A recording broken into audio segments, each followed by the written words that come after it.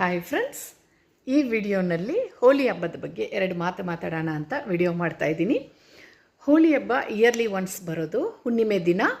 ಅವತ್ತು ನಮ್ಮ ಮನೆ ದೇವರು ಲಕ್ಷ್ಮೀ ನರಸಿಂಹಸ್ವಾಮಿ ಜಾತ್ರೆ ಇರುತ್ತೆ, ವಜ್ರದ ಅಲಂಕಾರ ಇರುತ್ತೆ. ಇಯರ್ಲಿ ಒನ್ಸ್ ಮಾತ್ರ ವಜ್ರದ ಅಲಂಕಾರ ಇರುತ್ತೆ ದೇವ್ರಿಗೆ. ಮತ್ತು ತೇರು, ಆ ತೇರು ಬಂದು ಸ್ಟ್ಯಾಂಡ್ ಮಾಡಿರ್ತಾರೆ. ಆ ತೇರನ್ನ ಸುತ್ತಕೊಂಡು ಈಗಲ್ ಬರುತ್ತೆ. ಈಗಲ್ ಬಂದು ಒಂದು 3 ಸುತ್ತು ಹಾಕಿದ ಮೇಲೇ ಆ ತೇರನ್ನ ಮುಂದಕ್ಕೆ ಜರುಗಿಸ್ತಾರೆ. ಇದು ಎಷ್ಟು ದೇವ್ರ ಪವಾಡ ಇದೆ ಅಲ್ವಾ. ಮತ್ತು ಹೋಳಿ ಹಬ್ಬ ಅಂದರೆ ಕಲರ್ ಆಗಿ ಎಲ್ಲ ಬಣ್ಣ ಹಚ್ಕೊಂಡು ಸಂತೋಷವಾಗಿರಬೇಕು ಅನ್ನೋದೇ.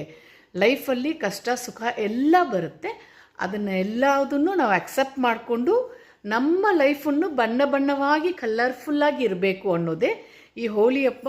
ತುಂಬ ಇಷ್ಟಪಟ್ಟು ತುಂಬ ಹೋಳಿ ಹಚ್ಕೊಂಡು ಆ ಕಾಲದಿಂದಾನೇ, ಎಷ್ಟೋ ವರ್ಷಗಳ ಮುಂದೆಯಿಂದಾನೇ, ಕೃಷ್ಣ ಇರೋ ಕಾಲದಿಂದಾನೇ ನಡೀತಾ ಇದೆ. ಇದು ತುಂಬ ಸ್ಪೆಷಲ್ ಹೋಳಿ ಹಬ್ಬ ಅನ್ನೋದು. ನಮ್ಮ ರಾಧೆ ಕೃಷ್ಣನಿಗೆ ತುಂಬ ಇಷ್ಟ. ನನ್ನ ಮನೆ ರಾಧೆ ಕೃಷ್ಣನ ನೋಡ್ತೀರಾ, ತೋರಿಸ್ತೀನಿ ನೋಡಿ. ನಾನು ಹೋಳಿ ಹಬ್ಬ ಹಚ್ಕೊಂಡು ನಮ್ಮ ಮನೆಯಲ್ಲಿ ನಾನು ಸೆಲೆಬ್ರೇಟ್ ಮಾಡಿದ್ದೀನಿ ನೋಡಿ. ನನ್ನ ಕೃಷ್ಣನ ತೋರಿಸ್ತೀನಿ ನೋಡಿ. ರಾಧಾ ರಾಧಾ, ನನ್ನ ರಾಧೆ ಕೃಷ್ಣನ ನೋಡಿ ಇಲ್ಲಿ ನೋಡಿ. ಇವನೇ ನನ್ನ ರಾಧೆ ಕೃಷ್ಣ.